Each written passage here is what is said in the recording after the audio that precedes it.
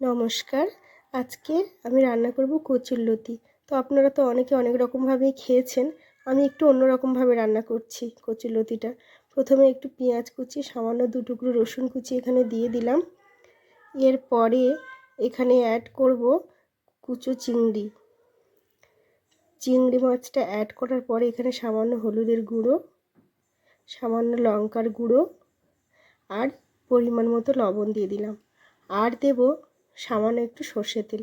এবার এটা ভালো করে ম্যারিনেট করে নিলাম, নিয়ে একটু রেখে দিলাম। এবার তো প্যানটা বসিয়ে দিয়েছি, প্যানে তেলটা গরম হয়ে গেছে, সামান্য একটু তেল দিয়েছিলাম। এবার কচুরলতিটাকে দিয়ে আমি ভালো করে খানিকক্ষণ নেড়ে চেড়ে নেব। একটু ভাজা ভাজা হয়ে গেলে তারপরে আঁচটা কমিয়ে দিয়ে কিছুক্ষণের জন্য ঢেকে দেব। ঢাকা দেওয়া হয়ে গেছিলো। তো এবারে চলে এলাম, রান্নাটা প্রায় হয়ে গিয়েছে। আর এই দেখুন একদম সেদ্ধ হয়ে গিয়েছে। তো আর একটু পরেই নামিয়ে নেব। তো রেডি হয়ে গেছে আমাদের কচুরলতি রান্না। আর দেখতে দেখুন কি সুন্দর হয়েছে।